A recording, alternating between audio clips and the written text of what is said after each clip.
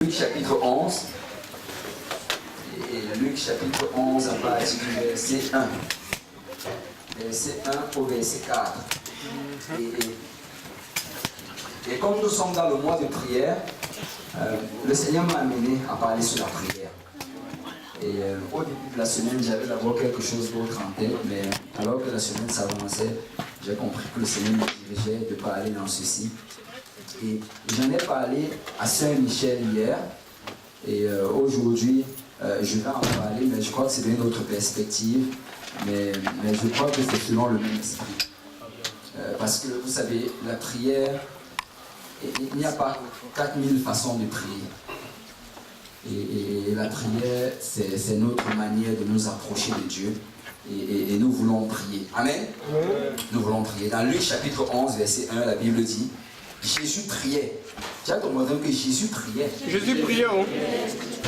Donc si nous voulons ressembler à Jésus, nous devons prier. Amen. Jésus priait un jour en un certain lieu. Lorsqu'il eut achevé, un de ses disciples lui dit, Seigneur, enseigne-nous à prier, comme Jean l'a enseigné à ses disciples. Ça c'est un désir noble de vouloir savoir comment mieux prier. Amen. Et il dit, Seigneur, enseigne-nous à prier. Et la Bible dit que Jésus a commencé à leur dire, verset 2, Jésus leur dit, quand vous priez, dites, Père, que ton nom soit sanctifié, que ton règne vienne, donne-nous chaque jour notre pain quotidien, pardonne-nous nos offenses, quand nous aussi nous pardonnons à quiconque nous offense, et ne nous induis pas en tentation. Et aujourd'hui, on va parler du modèle de prière. Quelqu'un dit modèle de prière. Parce que quand Jésus leur enseignait ceci, le but derrière cela, ce n'était pas que ce soit une répétition de ce qu'il disait, mais c'était un modèle qu'il établissait. Et on va parler de ce modèle aujourd'hui. Amen. Alléluia. On va déposer nos Bibles, on va élever nos mains vers le Seigneur et on va prier. Alléluia. Seigneur Dieu Tout-Puissant, merci pour ton amour, merci pour ta grâce. Merci Père pour ta présence parmi nous aujourd'hui. Père, nous sommes privilégiés que de ressentir cette présence. Nous sommes privilégiés que de se trouver dans ta maison aujourd'hui. Nous sommes privilégiés, Père, que de te connaître.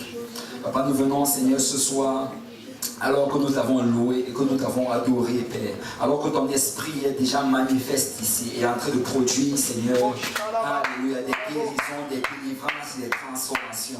Père, nous prions au nom de Jésus-Christ, afin, Papa, que tu m'envoies moi le prédicateur, afin que j'enseigne ta parole sans crainte ni faveur. Moi, nous tous ensemble, afin qu'on reçoive cette parole, Papa.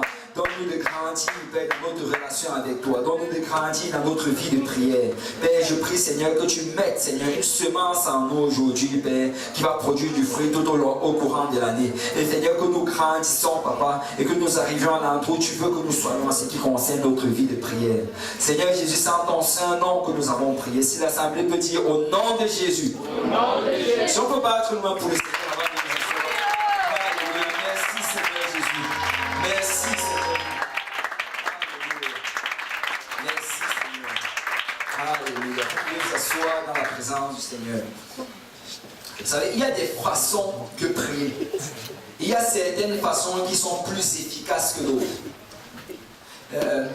Dans chaque chose dans le Seigneur, nous devons comprendre en fait que nous devons grandir. En tout ce qui concerne les choses de Dieu, nous devons grandir. Nous ne sommes pas encore arrivés à l'endroit où nous devons être, mais nous devons grandir pour pouvoir y arriver. Amen. Et également dans la prière, nous devons grandir. Et c'est la volonté de Dieu qu'on grandisse dans la prière. Mais dans la prière même, alors que nous prions, il y a certaines prières qui sont plus efficaces que d'autres. Ce n'est pas tout ce qu'on demande au Seigneur qui va forcément être exaucé. Mais il y a certaines choses. J'ai regardé Jacques dans la parole de Dieu dit qu'il y a certaines choses qu'on demande et que le Seigneur n'exauce pas parce qu'on demande mal. Amen. Amen. Donc il y a une bonne manière de demander et il y a aussi une mauvaise manière de demander.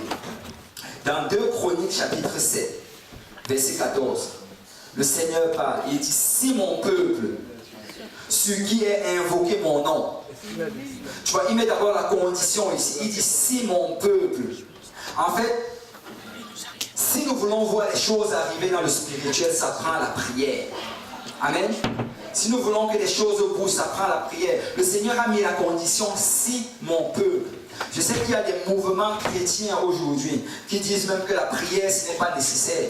Qu'écoute, tu peux juste continuer. Et ils vont te dire que rien que quand je suis en train de marcher, je suis en train de prier. Que chaque action que je fais, c'est une prière. Ce n'est pas ça que la Bible dit.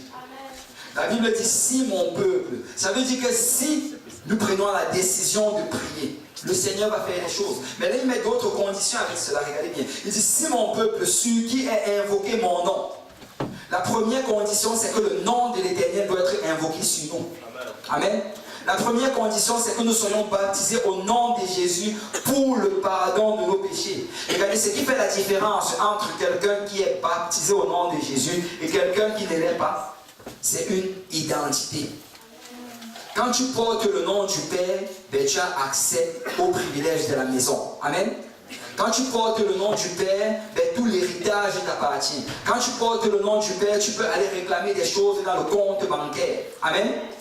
Et si nous voulons voir les choses arriver, premièrement, porter le nom du Seigneur. Amen.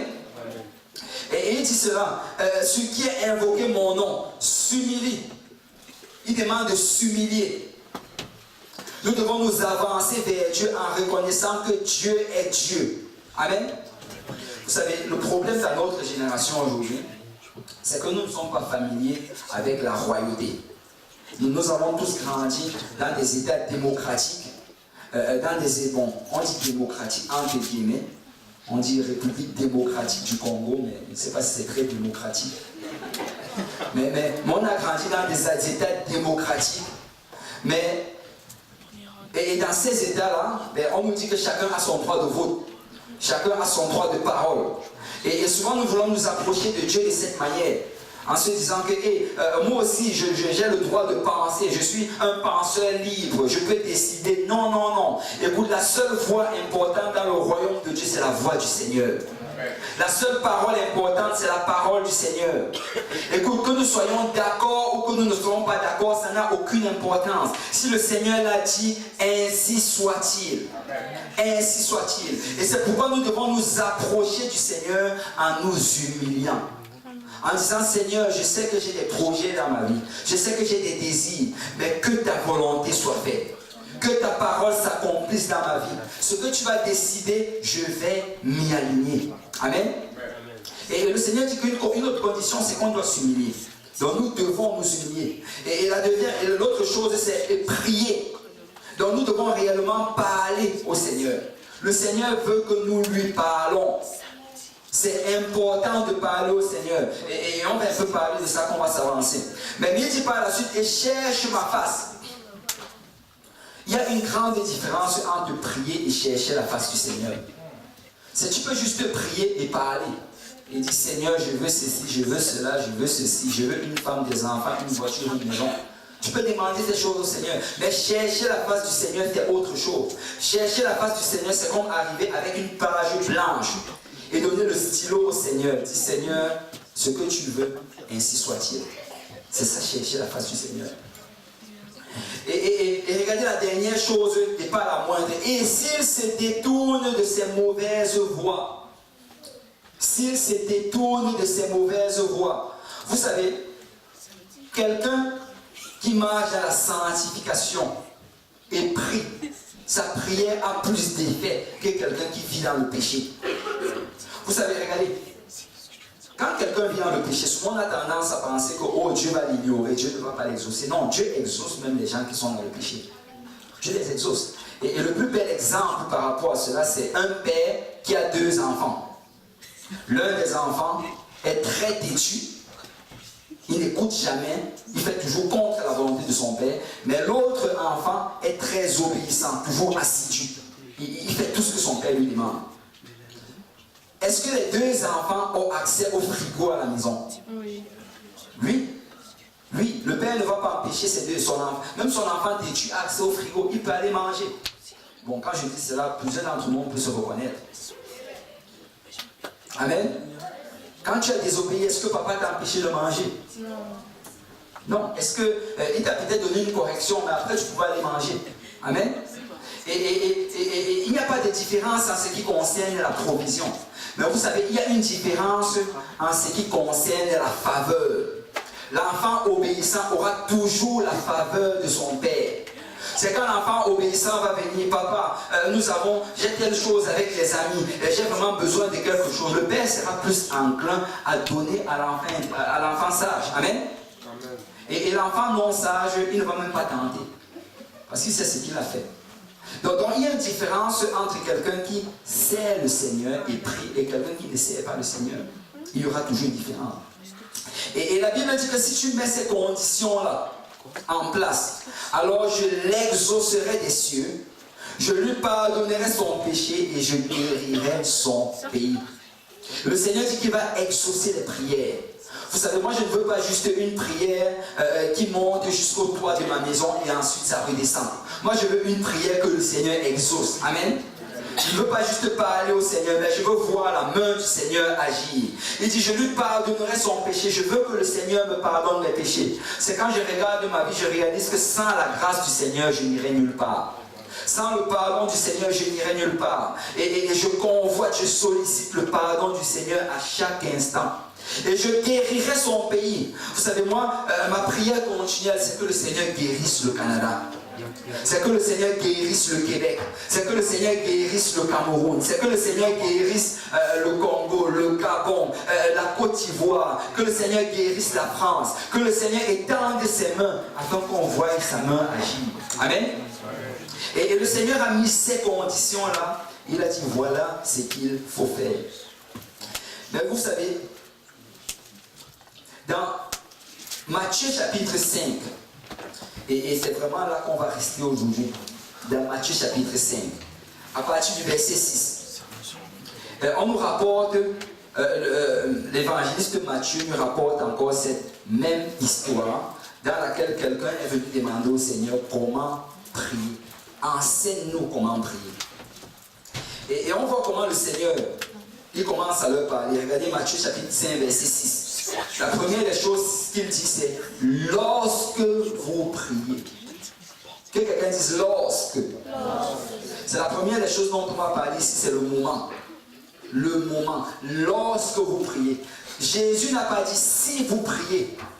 Il a dit lorsque vous priez. Parce que Jésus s'attend à ce que nous prions. Amen. Jésus s'attend à ce que tu pries en 2018. Jésus s'attend à ce que notre vie de prière grandisse en 2018. Amen. Écoute, si tu n'as pas prié en 2017, prie en 2018. Si tu n'as pas une vie de prière en 2017, aie une vie de prière en 2018. Que ce soit une résolution pour cette nouvelle année. Plus de prière. Plus de prière. Et le Seigneur dit ici, lorsque, parce qu'un enfant de Dieu, ça prie. Amen. Écoute, un enfant de Dieu, ça prie. Et ça, c'est la chose la plus naturelle pour un enfant de Dieu. Ça prie. En fait, il y a quelqu'un, je ne sais pas, ça doit être un écrivain chrétien, il a décrit l'Église comme une armée qui combat sur ses genoux. Une armée qui combat sur ses genoux. Parce que notre victoire réellement se trouve sur nos genoux. C'est quand nous prions que nous faisons bouger la main de Dieu. Regardez Matthieu chapitre 21, verset 22. Jésus parle, il dit, tout ce que vous demanderez avec foi, par la prière, vous le recevrez. Je ne sais pas si on saisit la portée de cette promesse. Tu vois, il ne dit pas certaines des choses que vous demandez. Il ne dit pas quelques-unes des choses que vous demandez, mais il dit tout. Que quelqu'un dise tout. Tout. Est-ce que hors de tout, il y a quelque chose qui manque? Non. En bon québécois, comme on le dit là, tout. Tout. Quelqu'un dise tout. Amen. On est au Québec. Amen.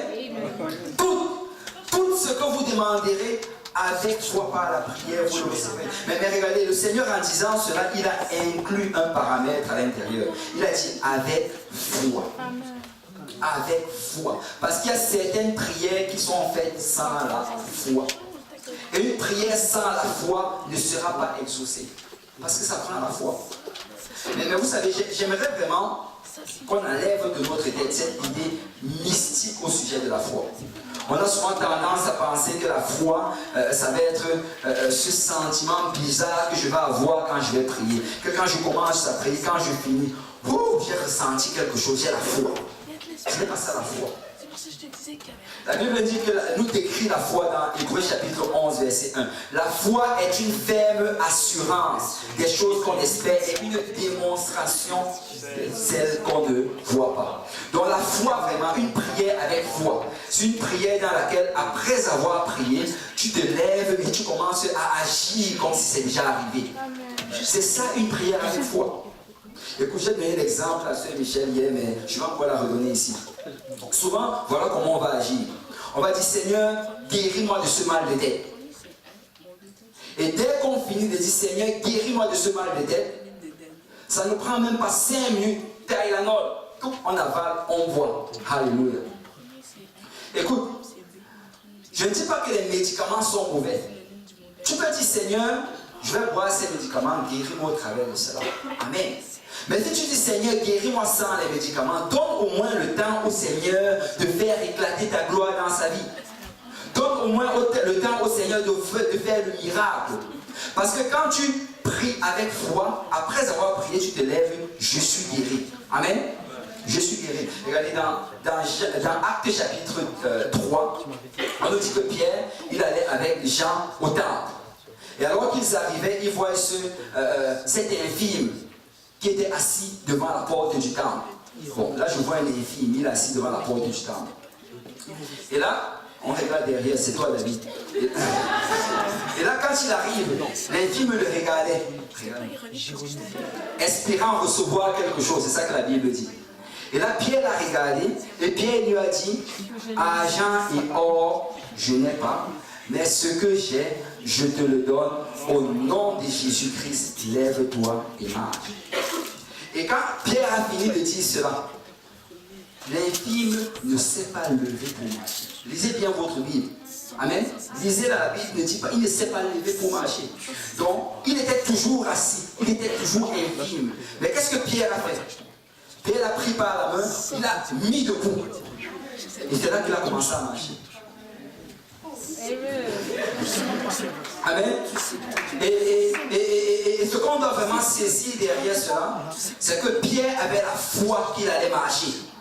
Écoute, si tu n'as pas la foi que tes pieds vont se redresser, tu ne vas pas lever l'infime. Amen. Tu ne vas pas le lever. Mais Pierre avait la foi que malgré le fait que ses pieds soient toujours croches, malgré le fait que ses pieds soient toujours émaciés, je sais que quand je vais le tenir et le lever, il va marcher. Et c'est ça la foi. C'est ça la foi. C'est commencer à agir comme si la chose était déjà arrivée. Une ferme assurance. J'ai l'assurance que c'est déjà arrivé. Une démonstration. Je démontre au travers de mon attitude et de mon comportement que la chose s'est faite. Amen. Et le Seigneur dit que si on demande avec foi, on va le recevoir. Et vraiment la prière fait bouger la main de Dieu. Tout ce dont nous avons besoin, par la prière, nous pouvons l'obtenir. Amen. Et vous savez, encore plus, même la prière, c'est indispensable pour notre salut. C'est indispensable.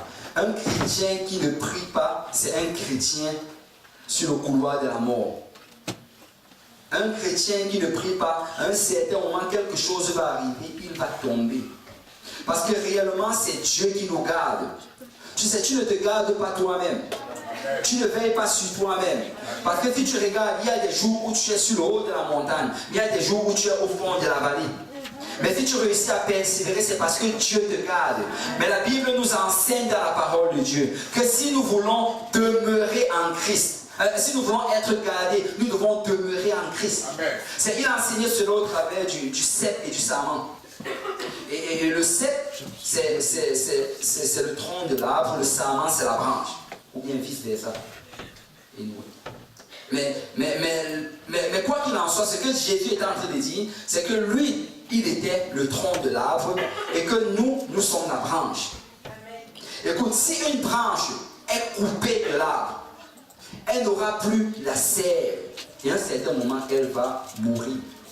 Et Christ nous dit au travers de cela que nous devons demeurer en lui. Nous devons avoir une relation avec lui. Parce qu'aussi longtemps que nous gardons la relation avec lui, il y aura toujours cet écoulement du Saint-Esprit. Il y aura toujours cette connexion de telle manière à ce qu'il va nous garder. Parce que ce n'est pas nous qui nous gardons, c'est Jésus qui nous gardons. Vous savez, Le vrai combat pour persévérer dans le Seigneur, c'est dans la prière. C'est ça le vrai combat. Le seul combat vraiment qu'un chrétien doit avoir, c'est de garder sa vie de prière. Parce qu'aussi longtemps que tu réussis chaque jour à trouver un lieu pour passer du temps avec le Seigneur, laisse-moi te dire que tu ne vas jamais abandonner la maison de Dieu. Tu ne vas jamais abandonner le Seigneur. Vous savez, j'avais entendu, peut-être vous le connaissez, le frère, c'est le bishop. Mais ce qui s'appelle encore là, j'ai oublié son nom, anyway. Mais il avait raconté une histoire lors d'une conférence. Il disait qu'il y avait un prédicateur avec qui il a grandi. En fait, ils sont allés à l'école biblique. Ils étaient même d'abord dans la même église qu'ils étaient petits. Après, lui, c'est Stan Gleason. C'est le bishop Stan Gleason. Et il dit qu'il y avait un prédicateur avec qui il a grandi. Ils étaient dans la même église. Et plus tard, ils sont allés dans la même école biblique. Et qu'ils sont sortis de l'école biblique, chacun d'entre eux ont été appelés à un ministère quelque part. Et tous les deux, ils étaient en charge d'églises vraiment puissantes. D'églises, il y avait plusieurs membres et ça grandissait. Ils étaient même dans ils occupaient plusieurs offices dans le district. Mais il dit qu'un jour, il a entendu de quelqu'un que son ami, ce prédicateur, avait commis l'adultère. Et que ça avait éclaté, sa femme l'avait abandonné, il avait perdu son ministère, il était complètement tombé. Il avait tout perdu. Et il dit qu'il a vraiment été attristé, il a prié pour lui plusieurs fois. Mais il dit qu'une fois lors d'une conférence, quand il y allait, il a croisé son ami là-bas. Et là, il a tiré de côté, il lui a dit, tu sais mon frère, je veux d'abord te laisser savoir que je t'aime beaucoup et que je continue à prier pour toi. Mais je veux juste te poser une question. Qu'est-ce qui s'est passé? Je n'arrive pas à comprendre. On a grandi ensemble. Tu étais puissamment utilisé. Tu prêches la parole de Dieu. Tu es un homme. Qu'est-ce qui s'est passé? Et là, son ami l'a regardé droit dans les yeux. Il lui a dit, j'avais arrêté de prier. J'avais arrêté de prier. Parce que dès le moment que nous arrêtons de prier, nous ouvrons vraiment la porte à l'ennemi. Et nous ouvrons la porte vraiment à notre chair, pour que la chair commence à prendre le contrôle. Donc le réel combat, c'est sur nos genoux. Si tu gardes une vie de prière en 2018, tu ne vas jamais abandonner. Si tu gardes une vie de prière en 2018, tu vas grandir et voir la gloire de Dieu. Donc rappelle-toi cela chaque matin quand tu te lèves, que le vrai combat, c'est d'abord dans la prière. Amen. Si je réussis à passer 10 minutes avec le Seigneur, si je réussis à passer 20 minutes avec le Seigneur, je vais persévérer toute la journée dans les voies du Seigneur. Amen. Parce que le combat, c'est dans la prière. Amen. Et le Seigneur dit, lorsque vous priez, parce que nous devons prier. Et quand prier? Quand est-ce que nous devons prier? C'est nous devons prier en toutes choses. Dans Philippiens 4, verset 6, la Bible dit, ne vous inquiétez de rien, mais en toutes choses, faites connaître vos besoins à Dieu par des prières et des supplications avec des actions de grâce. Vous savez ce qu'il y a d'extraordinaire avec notre Dieu, c'est que nous pouvons tout lui demander. Il n'y a rien que tu ne puisses demander au Seigneur. Tu peux tout demander au Seigneur. Vous savez, il y a des fois que quand je me couche, avant de dormir, je ressens une grande fatigue et je me ressens même découragé. Et je n'ai même pas envie de me lever le lendemain matin pour prier. Mais tu sais, avant de dormir, je commence à prier. Je dis, Seigneur, je t'en prie, aide-moi à me réveiller demain matin et aide-moi à prier. Aide-moi à prier. Vous savez, quand j'y pense souvent, c'est extraordinaire. Tu demandes à ton Dieu que tu dois prier de t'aider à prier. C'est ainsi qu'est notre Dieu. C'est ainsi. Et nous pouvons tout demander au Seigneur. Tu peux tout lui demander. Écoute, et il n'y a rien que tu ne puisses demander au Seigneur. Et la Bible dit, en toutes choses, faites connaître vos besoins à Dieu. Par des prières et des supplications, avec des actions de grâce. Parce que ça prend la bonne attitude qu'on demande. Amen. Nous devons demander avec des actions de grâce. Et en disant, Seigneur, peu importe la réponse, alléluia, je te bénis. Amen. Et autre truc aussi, nous devons demander, quand est-ce que nous devons prier? Nous devons prier en tout temps. Regardez, 1 Thessaloniciens, verset 5, verset 17. La Bible dit, priez. Waouh, ça c'est un verset pourtant cool. Priez sans cesse. Donc nous devons prier en tout temps. Et c'est qu'il n'est pas en train de dire en fait que nous devons agir, c'est pas comme des moines, aller se fermer dans la chambre, prier jusqu'au retour du Seigneur. C'est pas ça qu'il est en train de dire. Qui parle de prier en tout temps, ça veut dire toujours avoir une attitude de prière. Toujours être prêt à prier. Toujours être que n'importe quoi qui se présente, que je vais prier. Et vous savez, nous devons, et l'Église en fait, ce qu'on recommande, c'est 1 heure de prière par jour. Et le pasteur Grand m'en a parlé le dimanche dernier. Et on tire vraiment cela de quand Jésus est en train de prier à Gethsemane. Il a appelé ses disciples, il leur a dit de prier avec lui. Et quelques minutes après, il est revenu, il dormait. Et là, le Seigneur leur a demandé, mais comment n'avez-vous pas pu tenir et prier ne serait-ce qu'1 heure avec moi? Et par la suite, qu'est-ce qu'il leur a dit? Veillez et priez. Veillez. Waouh, ça doit être une révélation pour quelqu'un. Veille. Ce n'est pas quand tu as toujours sommeil que tu dois dormir. Amen. Souvent, ça prend de veiller. Que le sommeil dit je viens, tu dis non, on va veiller, on va prier d'abord. Amen.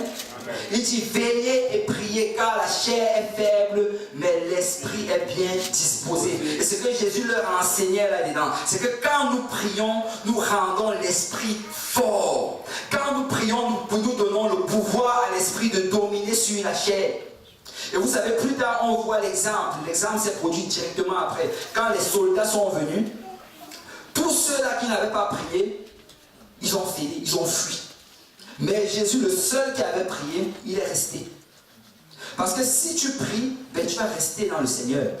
Si tu pries, tu vas persévérer dans les voies du Seigneur. Et le Seigneur dit veillez et priez. Donc nous devons prier en tout temps.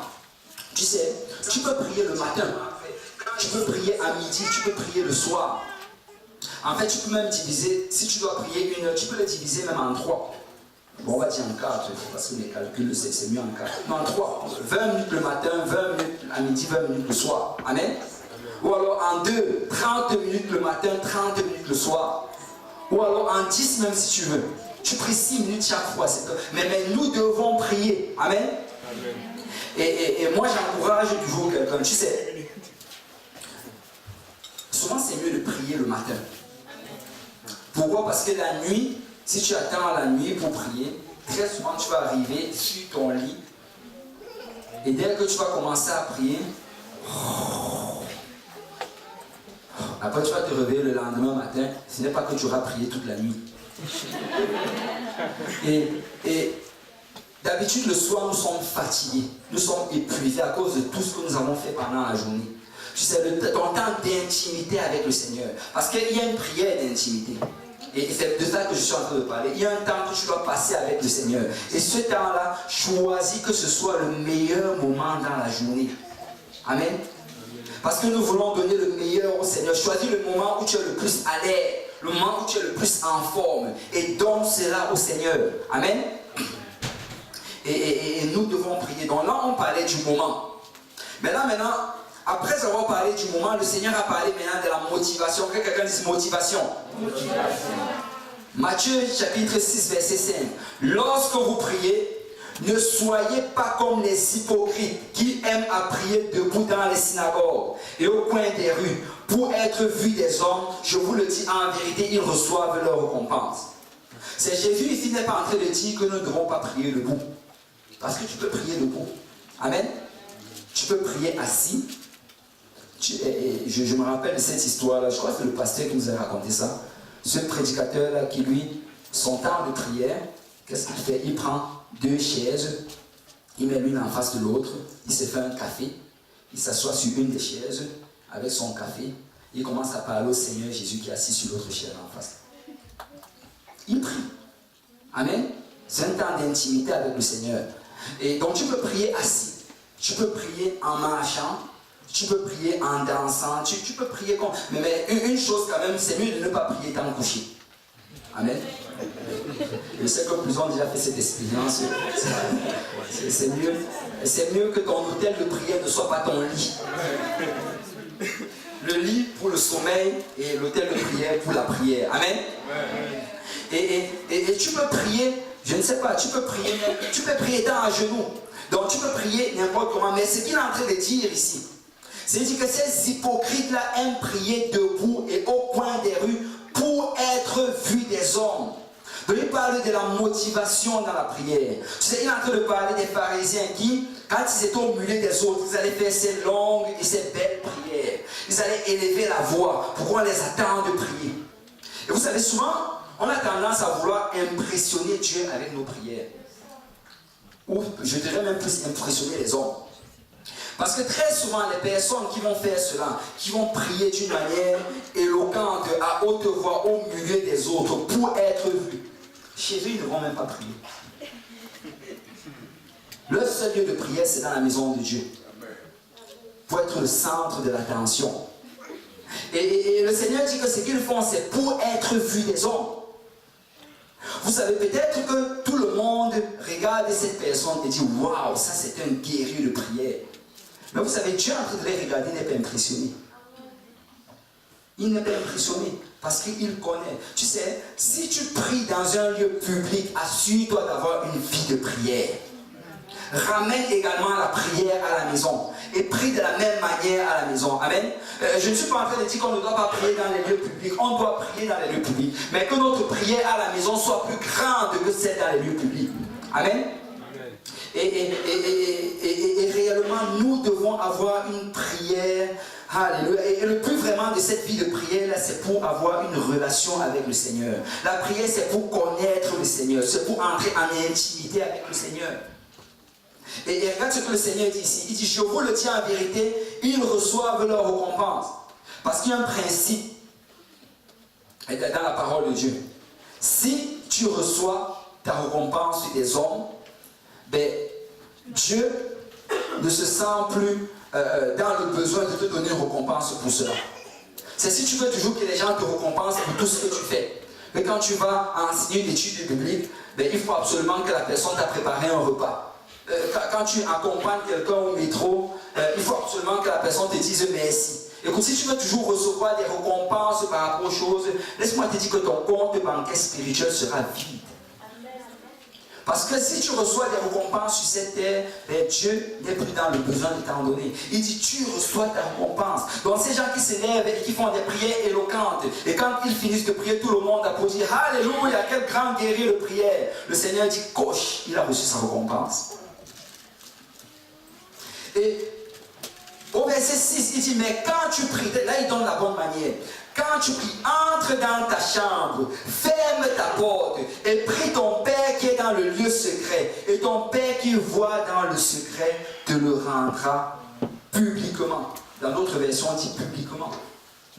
Parce que si tu as une vie de prière dans le secret, si tu as une vie de prière en 2010, le Seigneur va te le rendre publiquement.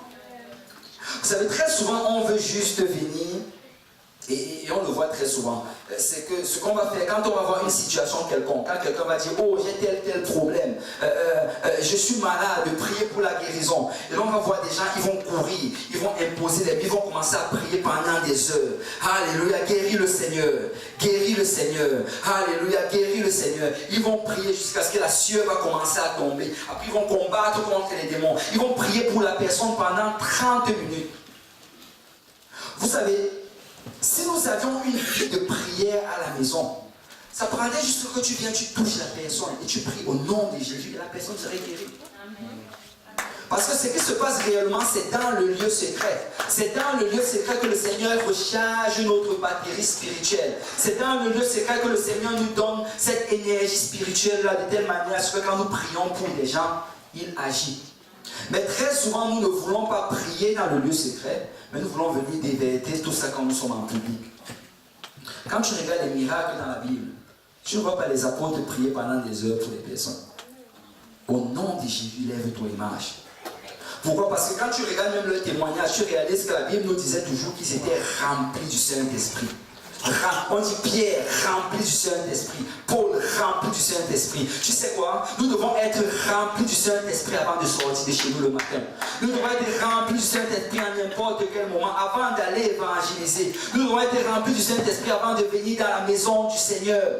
Parce que si nous demeurons remplis du Saint-Esprit, eh bien nous serons un outil efficace dans les mains du Seigneur. Dis à ton voisin, sois rempli du Saint-Esprit.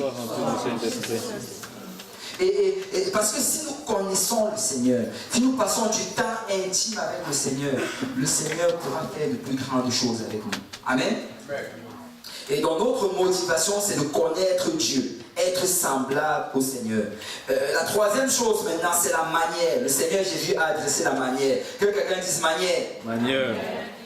Regardez le verset 7. En priant, ne multipliez pas de vaines paroles, comme les païens qui s'imaginent qu'à force de paroles, ils seront exaucés. C'est quelqu'un m'a posé cette question. Quand on dit vaines paroles, est-ce que ça veut dire par là qu'on ne peut pas se répéter quand on parle au Seigneur? Non, ce n'est pas ça que le Seigneur est en train de dire. D'abord, quand tu regardes dans la parole, quand Jésus priait à Gethsémani, il s'est répété. Il a dit Seigneur, il a dit Père, éloigne de moi cette coupe. Non pas ma volonté, mais que ta volonté soit faite. Après, c'est levé, il est parti, il est revenu, il a encore redit cela. Est-ce que Jésus faisait une prière vaine? Non. Donc se répéter, ce n'est pas ça le problème. Vaine, en fait, la racine de ce mot-là, ça signifie vide. Une prière vide. C'est-à-dire une prière, en fait, où tu dis des mots, mais tu ne les signifies pas vraiment. Une prière où tu ne penses pas juste à ce que tu es en train de dire. En fait, tu es en train de dire, oh Seigneur, bénis ton peuple, bénis ton église. Seigneur, guéris, délivre. Mais dans ta tête, tu penses à ce que tu vas préparer quand tu vas sortir. C'est ça une prière vaine. Tu n'es pas en train de demander des choses consciemment vers le Seigneur. En fait, les mots qui sortent de sa bouche ne s'alignent pas aux pensées qui sont dans ton cœur. Et c'est ça une prière vaine. Elle est vide. Et il dit, ne leur ressemblez pas, car votre Père sait de quoi vous avez besoin avant que vous le lui demandiez. Tu sais, avant qu'on ne commence à parler au Seigneur, il sait déjà de quoi nous avons besoin. Il le sait. Alors la question c'est, pourquoi est-ce que je dois alors lui demander? Pourquoi lui demander s'il sait déjà? Parce que le réel but de la prière, c'est d'avoir un dialogue avec le Seigneur. Le but de la prière, c'est de passer du temps avec le Seigneur. Tu sais, bon, il y a peut-être certains ici qui sont, peut-être, j'allais parler de parents qui ont de grands-enfants, ou bien je vais plutôt dire des grands-enfants qui ont des parents. Il y a plusieurs grands-enfants ici qui ont des parents, qui vont comprendre ceci. Tu sais, il y a certains grands-enfants qui deviennent grands. Eux, ils vont aller voir leurs parents uniquement quand ils ont un besoin. On ne les voit jamais à la maison, ils n'appellent jamais. Mais quand il n'est pas capable de payer le loyer, boum, il atterrit à la maison. Qu'il n'est pas capable de payer l'école, boum, il atterrit. Et c'est là que tu commences à voir son téléphone appeler. Et vous savez, ce genre de choses-là, ça brise le cœur d'un parent. Parce qu'il réalise en fait que lui, tout ce qu'il veut, c'est juste les choses. Juste le matériel. Il n'est pas intéressé à passer du temps avec moi. Et c'est comme ça que beaucoup réagissent avec le Seigneur. C'est comme ça que beaucoup leur relation avec le Seigneur. Ils vont juste voir le Seigneur pour demander des choses. Et le Seigneur en fait nous dit ici que quand nous venons à lui, il sait déjà de quoi nous avons besoin. Mais il veut passer du temps avec nous. Amen. Est-ce qu'il y a des gens qui vont passer du temps avec le Seigneur en 2018? Alléluia. Je vais passer. Tu sais, même si tu n'as rien à dire, passe du temps avec le Seigneur. Même si tu n'as pas de mots à dire au Seigneur, juste reste là, dis Seigneur, je vais rester avec toi pendant 20 minutes aujourd'hui. Je vais rester avec toi. Tant que les 20 minutes ne passent pas, je ne pars pas, je reste là. Et laisse-moi te dire que si tu le fais, tu vas grandir dans la prière. Ok, là maintenant on va parler vraiment du modèle de prière. Quelqu'un dit modèle. Modèle. Vous savez, le Seigneur, quand il enseignait ceci, c'était un modèle de prière. Ce n'était pas quelque chose qu'on devait répéter. Ce n'était pas une prière comme certains le font aujourd'hui, qui le récitent. Je ne sais pas s'il y a des gens qui étaient dans une religion avant où on demandait de réciter le Notre Père. Vous savez, on utilisait souvent ça comme une formule magique. On dit, oh, tu as tel problème, va réciter le Notre Père tel nombre de fois. Et souvent, c'est une punition. Tu as fait quelque chose, ta punition, récite Notre Père 40 fois. C'est ça, c'était comme une punition. Que tu vas écrire Notre Père 40 fois, je vous salue Marie 50 fois. Et c'est ça, ça n'a jamais été la volonté du Seigneur. Amen, ça n'a jamais été sa volonté. Quand il a enseigné ceci, ben, il était en train de nous donner un modèle de prière. Que quelqu'un dise modèle. Parce que quand tu regardes comment Jésus a prié, dans Jean chapitre 17, il n'a pas cité notre Père. Il n'a pas dit, mes disciples, venez, on va tous prier ensemble. Notre Père qui est aux cieux. Non. Il n'a pas fait cela. Parce que ça, c'était juste un modèle. Et il y a plusieurs modèles de prière. En fait, j'en connais deux. Il y a un autre aussi qui est prier selon le tabernacle. En fait, vraiment suivre les pas du tabernacle. Et peut-être un jour, on va parler de cela, mais il y a plusieurs modèles. Mais le modèle que le Seigneur leur donnait, c'est parce qu'ils avaient demandé, Seigneur, comment devons-nous prier? Nous te voyons prier. Quel sujet devons-nous aborder pendant que nous prions? Et le Seigneur a donné des sujets spécifiques ici à aborder lors de la prière, pour que la prière soit efficace. Amen. Et on va survoler cela rapidement. Et le but, c'est ce qu'on doit vraiment comprendre dans tout ceci. C'est que nous ne pouvons pas apprendre à prier juste en lisant des bouquins sur la prière.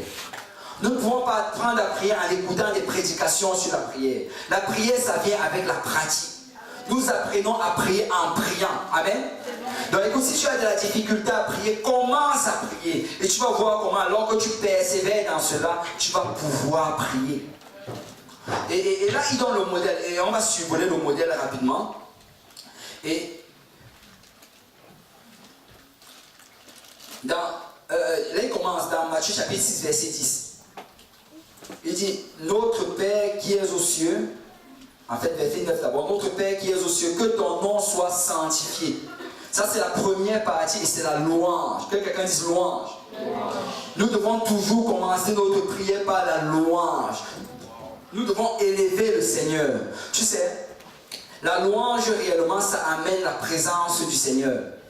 Il y a plusieurs fois que je me suis levé le matin et j'avais du mal à prier. Je me sentais fatigué, j'avais sommeil et je ne voulais, ma chair en fait ne voulait pas prier. Et tu sais, d'habitude ce qui va se passer c'est que je vais me battre et je vais combattre pour essayer d'arriver à mon lieu de prière, pour essayer d'arriver à mon hôtel de prière. Et là je vais marcher, je vais pousser, je vais marcher. Et très souvent quand j'arrive à l'hôtel de prière, dès le moment que je me mets à genoux, et que je commence à dire Alléluia, dès que je fais cela, il y a quelque chose qui se brise. Et là, je réussis vraiment à entrer dans la prière. Parce que très souvent, la louange va briser les choses dans le spirituel. La louange va vraiment disperser les ennemis de l'Éternel. C'est quand tu commences à élever le nom de l'Éternel. La Bible dit que quand tu loues l'Éternel, il demeure au milieu des louanges de son peuple. Donc si tu as du mal à prier, commence par la louange. Commence, chante tes cantiques au Seigneur, bats tes mains, fais vraiment comme on fait à l'église ici. Si tu as peut-être honte d'imiter les pas du frère Yannick ici, imite cela à la maison.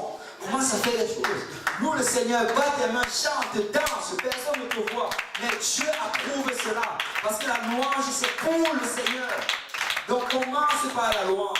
Tu sais, même depuis ton lit en fait, si tu as du mal à te lever, commence à battre les mains sur lui. Amen. Commence à battre les mains.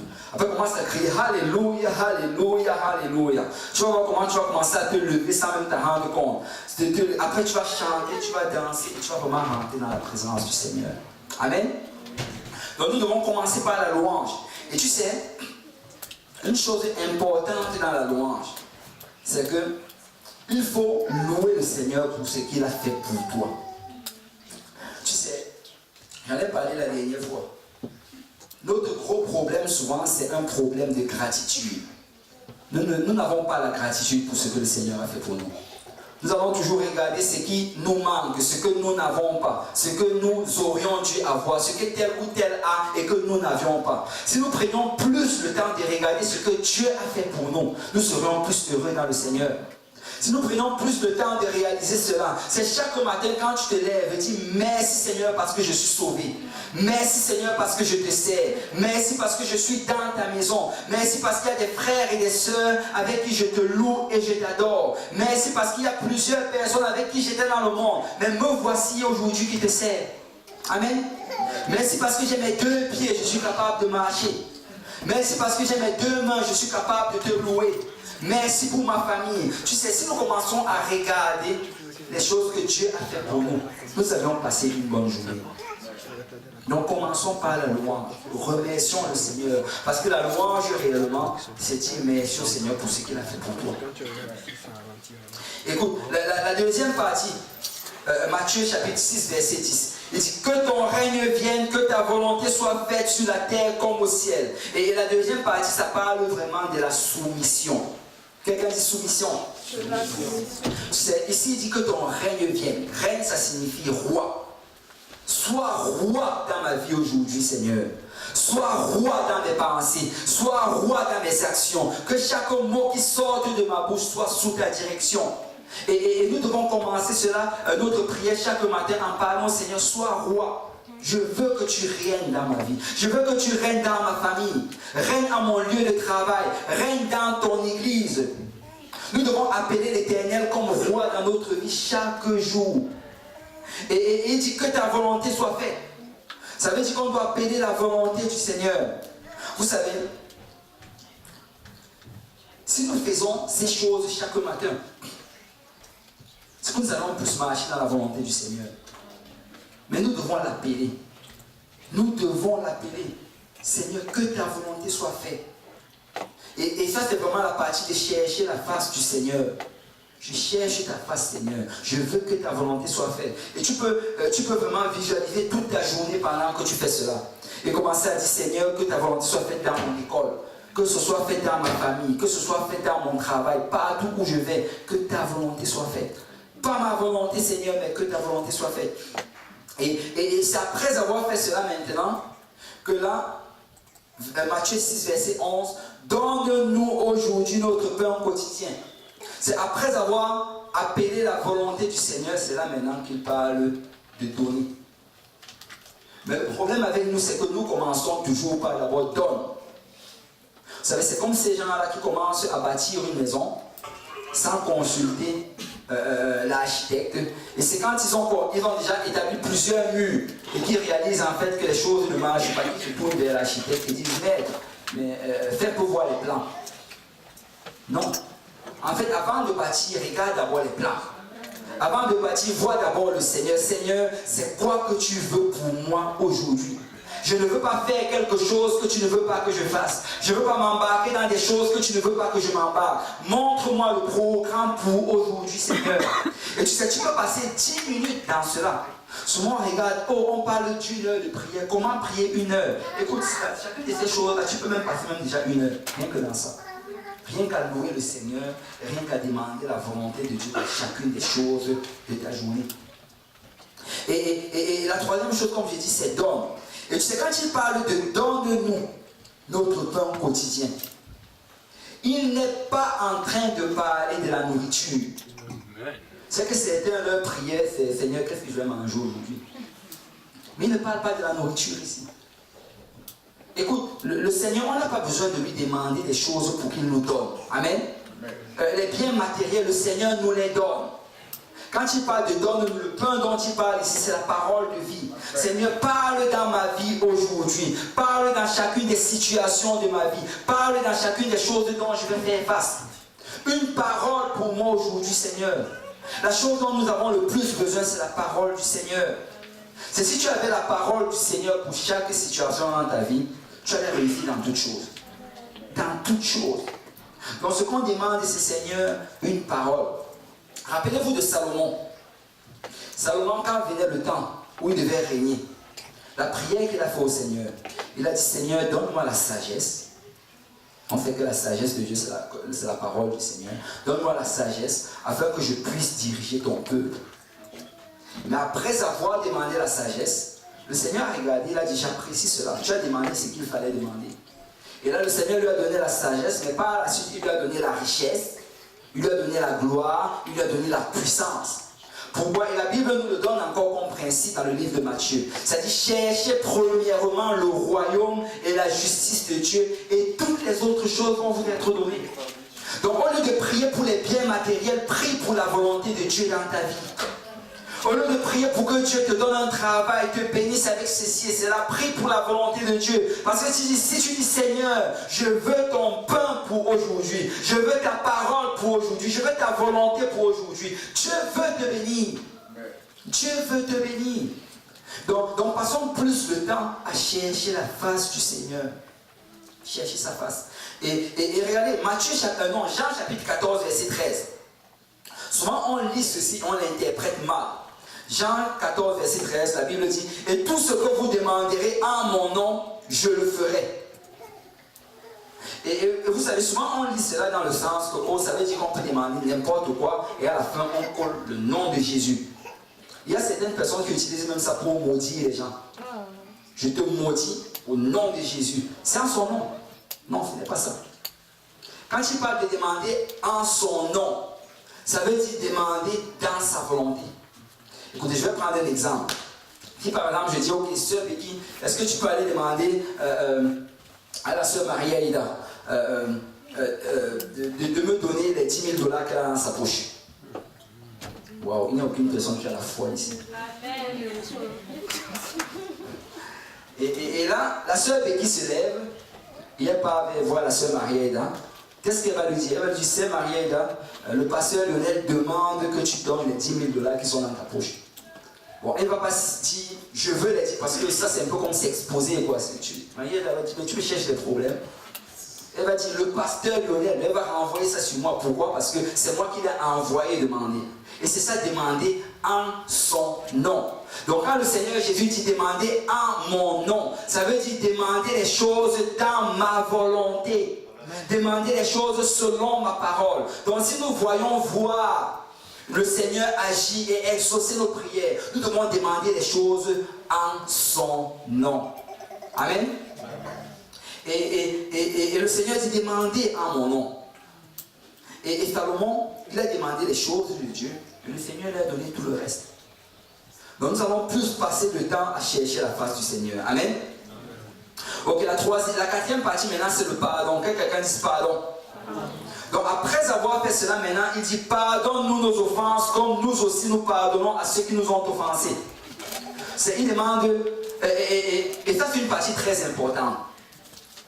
Le pardon, nous devons prendre le temps et être... Vous avez demandé pardon au Seigneur, ce n'est pas juste comme souvent les enfants demandent pardon à leurs parents. Là. Pardonne-moi. Non, ce n'est pas ça. Quand on demande pardon, il faut être sérieux par rapport à cela, parce que le Seigneur est sérieux par rapport au péché. Souvent on a tendance à croire que le Seigneur, oh, quand il dit qu'il va effacer les péchés, ça veut dire qu'il regarde les péchés qu'on a fait, il efface juste avec comme on efface comme on efface une ardoise avec une éponge. Ce n'est pas cela. Le pardon des péchés, le Seigneur a dû payer un prix pour cela. Et c'est ça le calvaire. En fait, le calvaire nous montre à quel point le Seigneur est sérieux à propos du péché. Le calvaire nous montre ce que nous devrions souffrir à cause de nos péchés. Et le calvaire nous enseigne que le Seigneur ne pouvait pas juste les effacer comme ça. Il fallait que quelqu'un les souffre. Et par son amour, il est venu le souffrir à ta place. Par son amour, il a décidé de passer toutes ces souffrances-là pour que toi, tu n'aies pas subi cela. Donc, la prochaine fois que tu seras tenté à pécher, rappelle-toi du calvaire. Rappelle-toi du calvaire. Le péché, c'est quelque chose de sérieux. Et quand nous demandons pardon, premièrement, nous devons reconnaître que nous avons péché. Amen.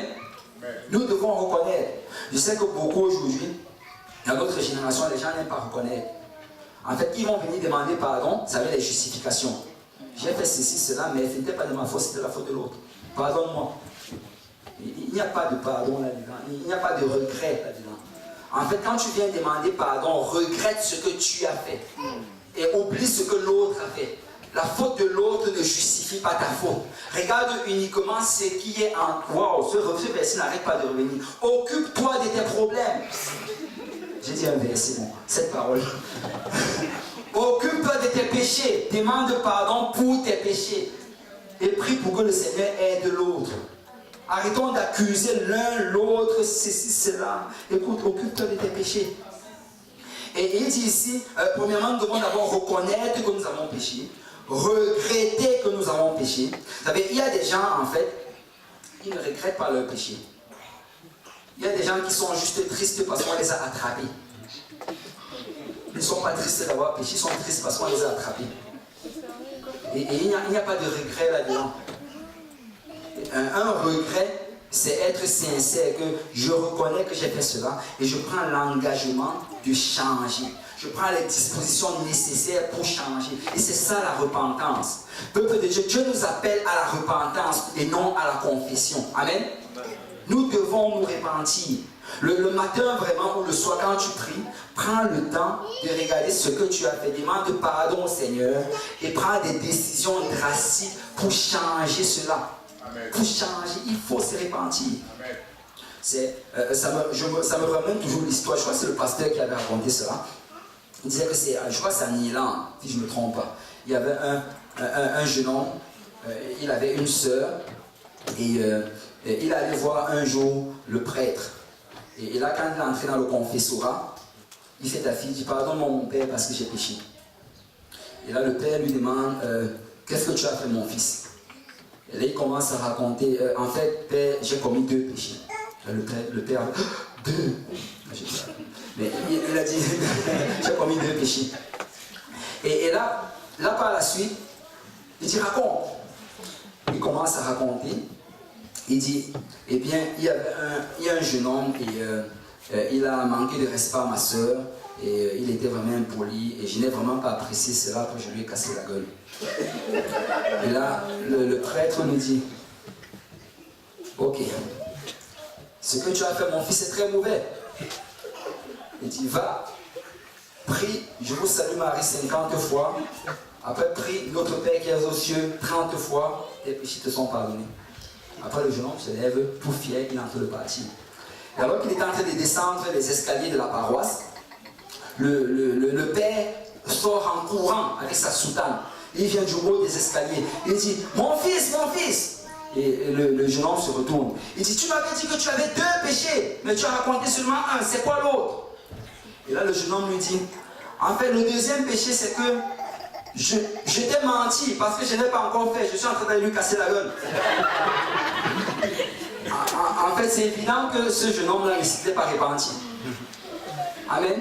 Et il n'y avait pas de repentance. Parce qu'il sortait, il allait faire exactement ce pourquoi il était venu se confesser. Et la repentance est différente de la confession. Quand tu te repens sincèrement, tu prends des décisions drastiques pour ne pas retomber dans le même péché. Écoute, si c'était la pornographie, tu sors peut-être l'ordinateur de chez toi. Ou bien tu te déconnectes d'Internet. Tu fais quelque chose afin de ne plus retomber dedans. Et nous devons nous repentir. Amen. Nous devons nous repentir. Parce que ce qui est agréable au Seigneur, c'est la repentance. C'est un cœur repenti. Et réellement, nous devons prendre un temps de demander pardon au Seigneur. Mais tu sais pas, la suite, après avoir dit pardonne-nous, il dit comme nous pardonnons aussi à ceux qui nous ont offensés. Et le Seigneur a inclus cela dans la prière. Pourquoi? Parce que si nous ne pardonnons pas aux autres, Dieu ne va pas nous pardonner. Et je veux vraiment que quelqu'un saisisse ça ce soir. Si tu ne pardonnes pas à quelqu'un, Dieu ne va pas te pardonner. C'est souvent on va dire, oh c'est dur de pardonner. C'est tellement difficile parce que tu me dis de pardonner, mais c'est dur. Écoute, si Jésus disait la même chose de toi, si Jésus t'a regardé et te dit, oh c'est dur de te pardonner, tu vas te demander, c'est dur de te pardonner. Waouh, on serait dans les trous. Alors pardonne, parce que si Jésus était capable de pardonner toutes les fautes que tu lui as faites, tu es capable de pardonner ta soeur. Tu es capable de pardonner ton frère. Tu es capable de relâcher cela. Écoute, le pardon, ça n'a rien à voir avec les sentiments. Tu peux pardonner, mais les sentiments vont peut-être suivre par la suite. Souvent on dit, oh non, je me ressens tellement. Ça n'a rien à voir. Dis, je te pardonne, je te relâche. Et tu pries pour la personne, tu bénis la personne. Et par la suite, les sentiments vont suivre. Amen. Et nous devons pardonner. Parce que si nous ne pardonnons pas, nous n'allons pas être pardonnés. Donc la 4e partie, c'était le pardon. Maintenant, la 5e partie, regardez Matthieu chapitre 6, verset 13. Ne nous induis pas en tentation, mais délivre-nous du malin. C'est la 4e partie en fait. La 5e partie, le Seigneur adresse la tentation. Ne nous induis pas en tentation. Ça ne veut pas dire que le Seigneur conduit les gens dans la tentation. Ça ne veut pas dire que le Seigneur tente les gens, parce que la Bible dit que Dieu ne tente point, parce que lui-même ne peut pas être tenté. En fait, quand il parle d'induire, ou bien dans d'autres versions, soumettre. Soumettre, ça signifie en fait te mettre en dessous de cela. C'est-à-dire que la tentation commence à avoir le dessus sur ta vie. C'est chaque matin, nous devons prendre le temps. Seigneur, je suis toujours tenté par telle ou telle chose. Ne permets pas que ça ait le dessus sur moi aujourd'hui. Ne permets pas que je cède aujourd'hui. Ne permets pas que je tombe encore dans ces mêmes choses du passé. C'est tu dois reconnaître les faiblesses dans ta vie et les amener devant le Seigneur chaque matin. Seigneur, aujourd'hui c'est le jour du Seigneur et je vais te servir.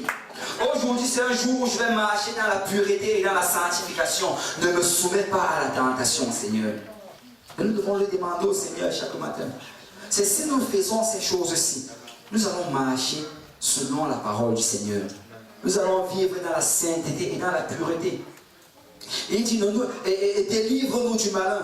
Et quand il parle du malin, il va dire par là que, regarde, je veux vraiment apporter je vais apporter votre attention sur ceci. Qui dit délivre-nous du malin? Plusieurs pensées, moi aussi j'ai pensé dans le passé, que c'était, oh Seigneur, protège-moi du diable ou des mauvais esprits. Non, ça n'a absolument rien à voir. Le Seigneur, en fait, nous protège toujours. La Bible dit que les anges campent autour de ceux qui aiment Dieu. Amen. Donc tu as toujours au moins 2 anges qui veillent sur toi. Quand il parle de protéger du malin, c'est te protéger, t'empêcher de tomber dans les pièges du malin. C'est-à-dire, ça en fait t'empêcher de toi commettre le mal. Que toi tu ne commets pas le mal à quelqu'un d'autre. Parce que laissez-moi vous dire que très souvent, si on ne fait pas attention, rapidement on peut offenser les gens. Souvent même sans s'en rendre compte, tu vas offenser quelqu'un. Et c'est plus tard que tu vas réaliser que mince, qu'est-ce que j'ai fait? Et nous devons prier chaque jour, Seigneur, que je ne sois pas en scandale à ton église. Que je ne sois pas en scandale à mon frère et à ma soeur. Protège-moi du malin. Tous les pièges qu'il a mis pour que je fasse telle ou telle personne, protège-moi-en. Et ça, c'est le modèle que le Seigneur nous donne. Nous devons demander ces choses. Et tu peux passer du temps dans le Seigneur avec cela. Et la dernière chose, et non la moindre, la 6e partie de cette prière, c'est l'adoration. Vous savez, souvent, moi j'avais déjà suivi un enseignement où on me disait que la 6e partie c'était la louange. Mais en fait, quand tu regardes, c'est l'adoration. C'est plus profond que la louange. Parce qu'il dit, car c'est à toi qu'appartient dans tous les siècles le règne, la puissance et la gloire. Amen. En fait, réellement, ce qu'on est en train de faire ici, dans cette dernière partie, c'est qu'on est en train de s'humilier devant le Seigneur. On dit, Seigneur, je n'ai aucune gloire, je n'ai aucune puissance, je n'ai aucun règne, je m'humilie devant toi. Et ça, c'est une partie très importante. Parce que nous sommes dans une société qui glorifie l'orgueil, qui glorifie les gens qui sont hautains, les gens qui veulent s'élever au-dessus de tous les autres. Mais étant un enfant de Dieu, nous devons apprendre à nous humilier. Nous devons apprendre à nous rabaisser devant Dieu, devant nos frères, devant nos dirigeants. Nous devons apprendre à toujours avoir un âme humble. Amen. Et cette partie de la prière, c'est vraiment pour qu'on apprenne à s'humilier. Parce que laisse-moi te dire que si le matin, tu donnes toute la gloire au Seigneur, c'est qu'en journée, tu ne vas pas chercher la gloire. Amen. Si le matin tu dis, Seigneur, dans tous les cas, je suis ton serviteur, je ne mérite rien, il n'y a rien, en fait, aucun honneur que je dois avoir pendant toute la journée, même si quelqu'un t'offense, quelqu'un te manque de respect, tu vas dire, dans tous les cas, j'ai donné toute la gloire au Seigneur. Dans tous les cas, je ne suis qu'un simple serviteur du Seigneur. Et c'est vraiment important de donner la gloire au Seigneur. Nous devons la lui donner. Et on prend le temps, Seigneur, peut-être telle ou telle chose dans laquelle je me suis offensé. Seigneur, je te donne gloire par rapport à cela. Peut-être cette situation dont j'ai fait face, je te donne gloire par rapport. Que ce soit que j'ai pensé que c'était bon ou mauvais pour ma vie, je te donne gloire. Et ça, c'est vraiment la 6e partie de ce modèle de prière. Et si tu passes du temps chaque jour dans ce modèle de prière, tu vas grandir.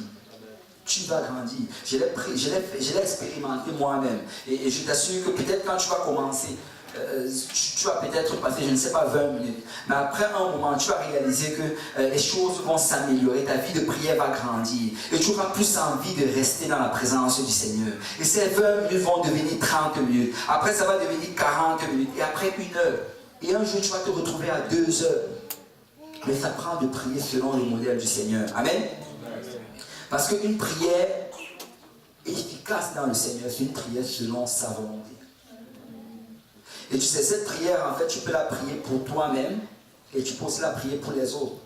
En fait, chacune de ces facettes-là, alors que tu pries pour toi, prie aussi pour les autres. appelle la volonté de Dieu dans la vie de tes frères. Appelle le pardon dans la vie de tes frères.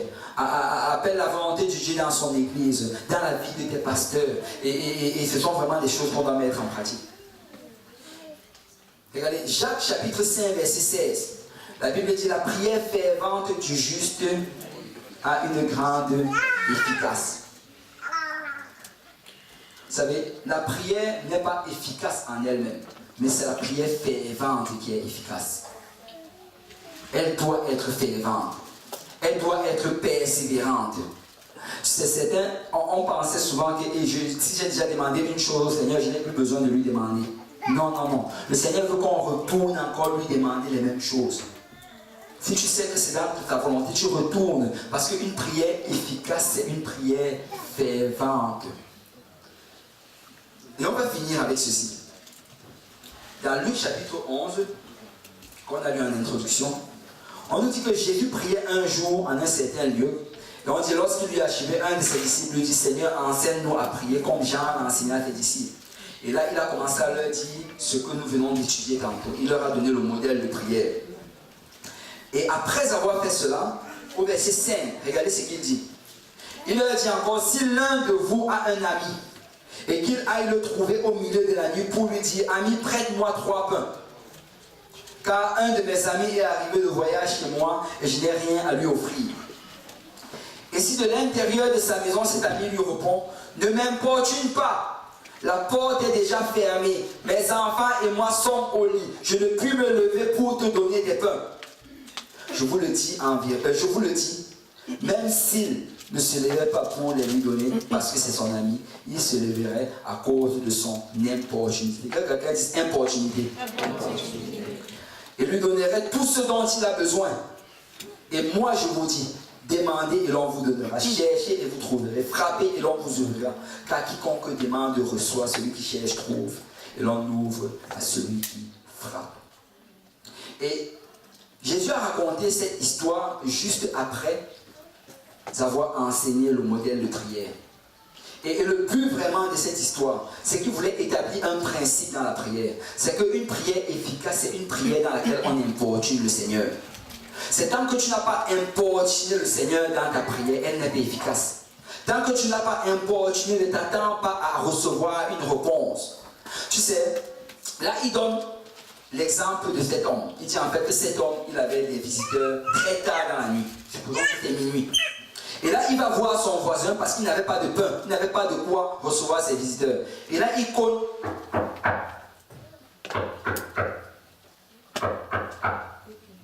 Et là, après avoir cogné quelques moments, il ne reçoit aucune réponse. Et j'imagine qu'il a cogné avec un peu plus d'intensité. Et malgré cela, aucune réponse. Et j'imagine que son ami qui était à l'intérieur, quand il a commencé à cogner, il a regardé la montre. Il lui a dit, mais ça c'est trop tard pour qu'on vienne me déranger. Comment quelqu'un peut venir cogner chez les gens à cette heure-ci? D'où vient-il? Et là, il a décidé que non, je ne vais pas répondre. Il a dit, chérie, restons silencieux. Il va comprendre que nous dormons, il va nous laisser. Mais son ami n'était pas prêt de rentrer parce qu'il avait un besoin urgent. Et là, il a commencé à cogner avec un peu plus d'intensité. Il s'est dit que dans tous les cas, s'il n'y a personne, donc je ne dérange personne. Il a cogné. Et finalement, j'imagine que son ami qui était couché s'est levé avec frustration. Il a dit, écoute, je dors, ma femme dort, mes enfants dorment, rentre chez toi et laisse-nous tranquille. Mais son ami n'était pas prêt de rentrer chez lui parce qu'il devait avoir cela. C'était indispensable, il le fallait. Qu'est-ce que ses amis qui venaient de loin allaient manger? Alors lui, il s'est dit, écoute, tu vas venir me donner du pain. Soit tu donnes, soit on va rester comme ça toute la nuit. Et moi, je ne vais pas dormir et toi, tu ne vas pas dormir. Il a continué. Il colle. Et là, j'imagine que la nuit, là, il est d'abord allé se coucher avec sa famille. Il a pris le il a mis sur sa tête. Et après, ça continue à cogner fort. J'imagine qu'il a commencé à cogner, mais avec les pieds. À sauter même peut-être sur la véranda. Il a commencé à faire tout genre de bruit. Et là, à un moment, son ami était fatigué. Il a dit, écoute, si je ne lui donne pas, c'est sûr que je ne vais pas dormir. Demain, je vais aller au travail fatigué, de mauvaise humeur. C'est juste mieux que je lui donne, il me laisse tranquille. Et il s'est levé, il a couru à la cuisine. Il a ramassé tout le pain qu'il avait. Et il a même pris, il a dit, est-ce que tu veux d'autres choses? Parce que la Bible nous dit qu'il a fait tout ce dont il avait besoin. Et là, il a ramassé tout ce qu'il avait. Il a dit, peut-être qu'il veut même aussi du lait. Il a pris du lait. Alors, il n'a pas demandé du sel. Peut-être qu'il fait des œufs, il faut du sel. Il a ramassé, il a mis tout dans un gros sac. Il est venu, il a même, je ne crois pas qu'il a ouvert la porte, il a ouvert la fenêtre. Il a balancé dehors. Va chez toi! Et quand le Seigneur enseignait cela, quand il finit, il leur dit, c'est comme ça que vous devez prier. C'est comme ça que nous devons prier. Écoute, si tu as déjà prié une fois et le Seigneur ne t'a pas encore donné, prie encore. Prie encore. Si tu dois prier pour le salut de ta famille chaque jour, pendant une année, prie. Même si c'est pendant 20 ans. Laisse-moi te dire que qu'est-ce que 20 ans devant l'éternité? Qu'est-ce que 20 ans devant l'éternité? Et nous devons vraiment développer cette attitude-là. Que Seigneur, je vais t'importuner. Tu m'as dit de t'importuner. Je vais t'importuner. Je vais prier jour et nuit pour le salut des âmes à Montréal, pour le salut des âmes dans ma famille, pour le salut de mes amis. Je vais prier jour et nuit afin que ton royaume avance. Parce qu'une prière efficace, c'est une prière qui importune. Et tant que nous n'avons pas importuné le Seigneur, nous n'avons pas prié. Ça prend d'importuner le Seigneur. Le Seigneur répond aux gens qui l'importunent. Amen. Mais vous savez, et le Seigneur dit, il dit clairement ici, et moi je vous le dis, demandez et on vous donnera. Cherchez et vous trouverez. Frappez et on vous ouvrira. En fait, il établit vraiment ce principe. Il dit que ce qu'on doit d'abord faire au départ, on demande. Tu demandes, Seigneur, je veux. Mais après avoir demandé, si à un moment tu ne reçois pas, commence à chercher. Seigneur, peut-être que tu as déposé ça quelque part, je ne le vois pas. C'est où que tu as déposé, Seigneur? Commence à le chercher. Et tu sais, si tu ne trouves pas, qu'est-ce que tu fais? Tu commences à cogner. Tu cognes. Et le Seigneur dit que si tu fais cela, le Seigneur va te répondre.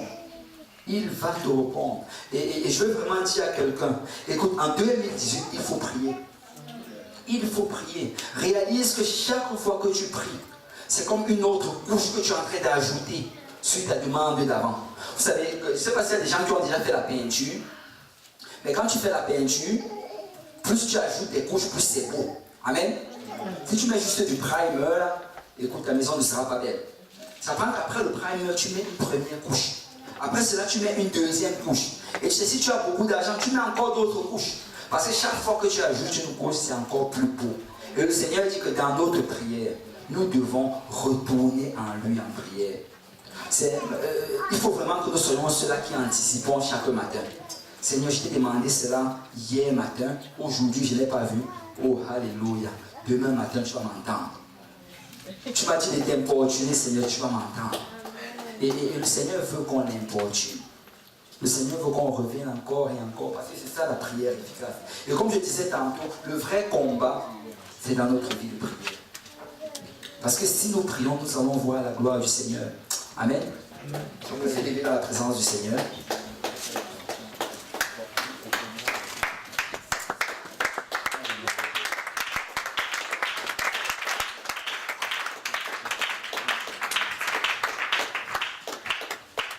Mais il y a 3 réponses possibles aux prières. La première réponse, c'est non. Le Seigneur peut répondre non. Il y a certaines choses qu'on demande à Dieu, il va dire non. Parce que ce n'est pas bon pour toi. Et il y a d'autres choses, on va demander au Seigneur, le Seigneur va dire pas maintenant, attends. Et vraiment pour savoir quand c'est non ou bien pas maintenant, pour connaître la réponse, ça prend tout simplement d'avoir une vie de prière. Parce que nous devons connaître la voix de Dieu. Amen. Nous devons connaître sa voix parce que Dieu parle. Dieu parle. C'est qu'une génération présente qui combat cela et qui dit, oh, comment Dieu parle? C'est tout simplement parce qu'il ne passe pas assez de temps pour entendre la voix du Seigneur. Si tu passes assez de temps avec le Seigneur, tu vas reconnaître sa voix. Et Dieu parle. Et souvent, il va dire non. souvent il va dire attends. Mais tu sais, souvent aussi il va dire oui. Et quand le Seigneur dit non, on doit juste dire Seigneur, ainsi soit-il. Parce que ce n'est pas dans ta volonté. Quand le Seigneur dit attends, ben, on doit continuer à demander au Seigneur en attendant.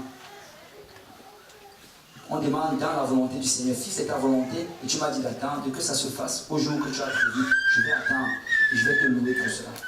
Mais tu sais, en ce qui concerne le oui, la Bible nous dit dans 2 Corinthiens chapitre 1 verset 20, car pour tout ce qui concerne toutes les promesses de Dieu, c'est en lui qu'est le oui, c'est pourquoi encore l'amen par lui est prononcé par nous à la gloire de Dieu.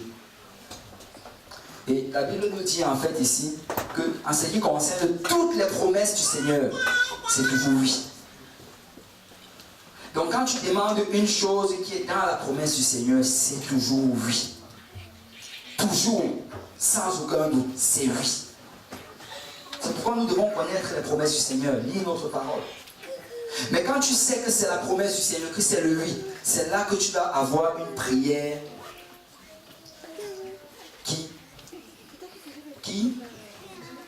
importune. Quand tu sais que c'est le oui, tu dois importuner le Seigneur. Je sais que c'est dans ta volonté, je vais le demander. Encore et encore et encore et encore et encore.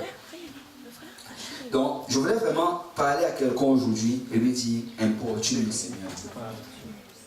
Importunons le Seigneur pour les âmes à Montréal. Importunons le Seigneur pour avoir 100 personnes à JPNL. Importunons le Seigneur pour voir les membres de nos familles sauvés. Importunons le Seigneur pour voir la main de Dieu dans nos vies. Tu sais, si tu fais face à une situation personnelle, si tu as du mal à résister à quelque chose, peut-être un péché que tu ne réussis juste pas à t'en débarrasser, importune le Seigneur pour cela.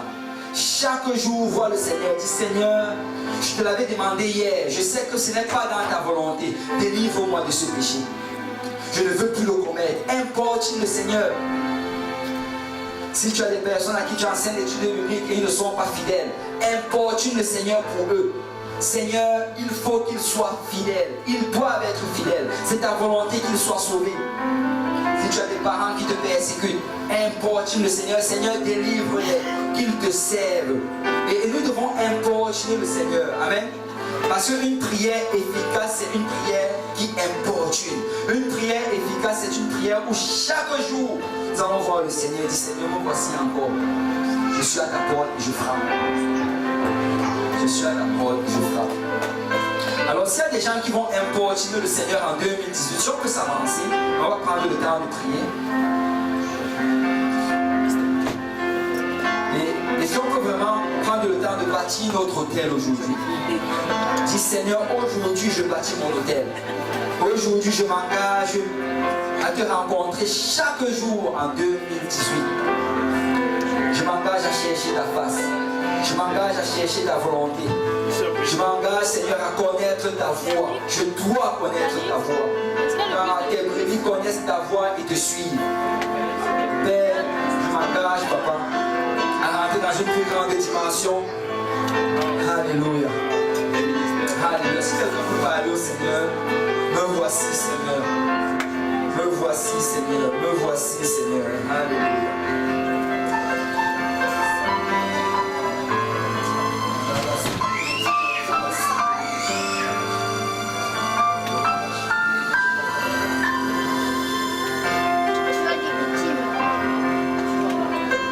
Que ce soit vraiment un temps de restauration, que ce soit un temps où quelqu'un parle au Seigneur. La présence du Seigneur est parmi nous.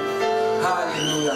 Il y a quelque chose de puissant quand l'Église se réunit ensemble, le corps du Christ. C'est un moment où le Seigneur peut te restaurer. Et tu peux dire, Seigneur, restaure mon hôtel. Seigneur, restaure mon hôtel. Seigneur, restaure mon hôtel. Alléluia. Père, je veux avoir une vie de prière. Alléluia. Si quelqu'un peut élever sa voix vers le Seigneur.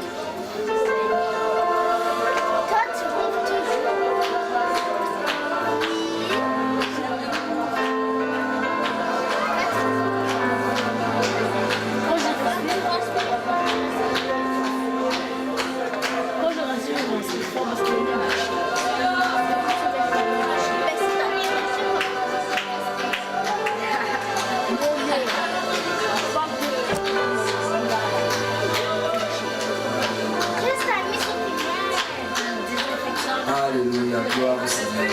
Si on peut battre loin pour le Seigneur. Alléluia, merci Seigneur. Merci Seigneur. Alléluia. Et nous allons prier en 2018. Alléluia. Nous allons prier plus que jamais auparavant. Alléluia. Vous allez éteindre nos tentes de prière. Alléluia. Nous allons élargir notre autel. Nous allons voir la gloire du Seigneur. Alléluia. Alléluia. Et nous avons terminé pour aujourd'hui. Ceux qui veulent rester prier peuvent rester. Ceux qui doivent